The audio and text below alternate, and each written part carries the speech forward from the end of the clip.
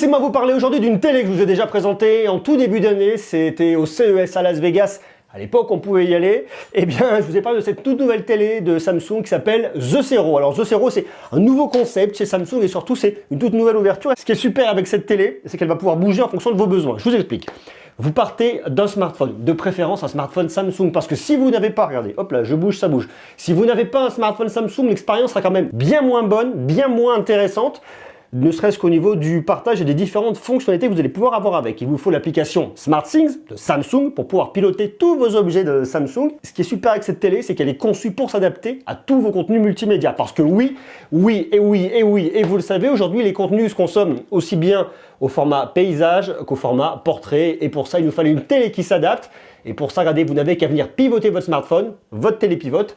Et ça, c'est très malin. Tout part d'un constat. Aujourd'hui, la façon de consommer le contenu multimédia change et est différent. Fut une époque, la télé était le centre de l'univers multimédia de votre maison. Aujourd'hui, c'est un peu différent. Ce qui est au centre de l'univers multimédia, eh bien, c'est votre smartphone avec tout le contenu en ligne qu'on a. Et on le voit avec les plateformes qui se développent de plus en plus. Il y a YouTube, Netflix, MyCanal, Disney et compagnie. Tout aujourd'hui est ici sur votre smartphone. Donc, l'idée de créer une télé qui va s'adapter à ce que va diffuser votre smartphone paraît assez logique et assez malin au final. Au-delà même de la prouesse technologique qu'on va pouvoir avoir avec ce produit, c'est juste un écran qui pivote en fait, qui va pouvoir se connecter, s'adapter. C'est une télé connectée intelligente qui va s'adapter au format. Au-delà de ce côté un petit peu what the fuck de la technologie, eh bien ce que ça montre surtout, c'est les bouleversements qu'on est en train d'avoir et qui vont continuer à arriver dans les années à venir. Les bouleversements au niveau de tous nos appareils domestiques, le smartphone, la télé. On voit qu'une marque comme Samsung, qui est une marque qui est moteur en innovation, vient innover une fois de plus sur ce typologie de produits. Samsung innove bien évidemment sur les smartphones. On l'a vu notamment avec le Galaxy Fold qui est un smartphone qui se plie. On le voit avec les télés qui pivotent. Tout bouge, tout change, et ça c'est vraiment intéressant et ça montre vraiment le début d'une nouvelle ère. Alors non pas que vous allez avoir chez vous des télés qui pivotent de tous les côtés, parce que je ne suis pas convaincu que ce soit un produit qui se vend beaucoup, mais par contre je suis convaincu que ce produit-là il montre quelque chose de très fort et de très intéressant sur tous les bouleversements, et je vous dis une fois de plus avec votre smartphone au centre de votre écosystème. Et ça c'est très intéressant. Pour regarder le côté purement technologique, on a ici une grande télé à la verticale avec un écran de 43 pouces, 3840 par 2160 pixels. Quantum HDR, HDR10+, on a ici une dalle QLED qui va faire de l'upscaling en 4K, c'est-à-dire que tout votre contenu que vous allez diffuser depuis votre smartphone en 1080p, eh bien, il va vous monter la qualité jusqu'en 4K. Technologie d'upscaling, c'est connu. Il y a plein de technos sur les télés de Samsung et celle-ci ne déroge pas la règle. Vous avez notamment l'adaptative picture, c'est-à-dire que l'image de votre téléviseur va s'adapter à la luminosité ambiante de votre pièce. C'est-à-dire que plus vous avez de lumière dans votre pièce et plus la luminosité va monter sur l'écran, et par contre, quand vous en avez un petit peu moins, eh bien, elle va diminuer ici pour avoir un confort de visionnage maximal. Juste en dessous, ici en bas, vous avez des enceintes 60 watts, vous avez un 4.1 Dolby Digital Plus, avec en plus une techno qui est intéressante qui s'appelle Lava. En fait, c'est l'amplificateur vocal.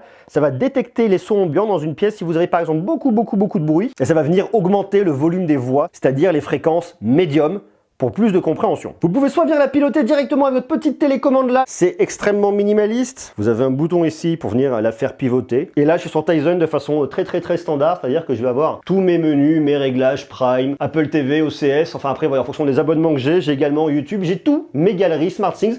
Ça, c'est un Tizen vraiment standard, comme on peut le connaître, ça marche bien, c'est pratique, vous avez vos différentes applis que vous pouvez télécharger, vos films, vous pouvez voir le monde, enfin voilà, sur le principe, c'est Tizen, c'est cool et ça marche bien. Mais là où ça devient extrêmement intéressant, c'est quand vous allez pouvoir venir le connecter avec un smartphone de Samsung. Oui, Samsung d'un point de vue purement logiciel, parce qu'il fait partie de l'écosystème Samsung. Même si vous pouvez venir caster du contenu depuis un autre smartphone Android ou encore avec AirPlay 2 d'Apple, vous pouvez le faire depuis iOS.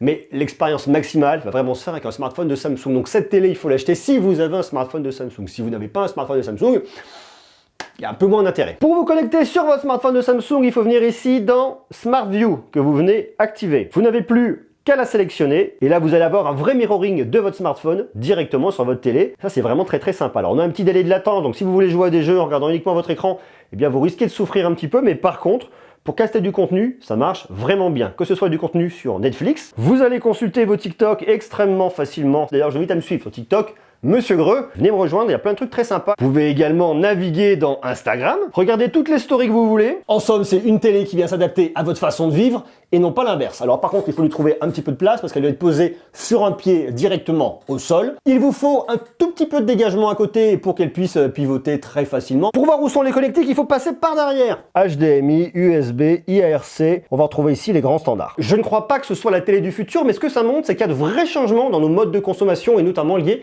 à tout l'univers multimédia et que des fabricants comme Samsung s'y intéressent avec des télés pivotantes montrent vraiment que tout cet écosystème est en train de se réinventer. Une fois de plus, cette télé, je ne suis pas persuadé qu'elle soit faite pour tout le monde, probablement pour des personnes qui consomment vraiment du contenu dans un sens ou dans un autre, et pour qui une télé sera une extension de leur smartphone. Pour les autres, je ne suis pas nécessairement sûr qu'elle soit faite pour vous, surtout qu'elle coûte quand même le tarif de 1499 €. Oui, une innovation, ça se paye, c'est intéressant. Après, la dalle est de qualité, QLED, Samsung, ça marche bien. À vous de me dire maintenant, vous, ce que vous en pensez en bas en commentaire. Moi, je trouve ça suffisamment intéressant, non pas tant pour le produit, parce qu'une fois de plus, je pense pas qu'on le trouve dans tous les foyers. Mais par contre, ce que je trouve intéressant, c'est de voir la technologie, de quelle manière un industriel comme Samsung va à l'avant de tous ces changements, s'adapte et propose des innovations qui sont vraiment différentes et différenciantes. Dites-moi ce que vous en pensez, vous, en bas, en commentaire. Est-ce que cette télé pourrait vous intéresser? Oui, non, quoi, comment? Je ne suis pas rentré plus dans les détails au niveau de ce téléviseur parce que je ne pense pas que vous alliez vous l'acheter. Mais en tout cas, je trouve que l'idée vraiment là est très très chouette. Dites-moi ce que vous en pensez en bas en commentaire. On se retrouve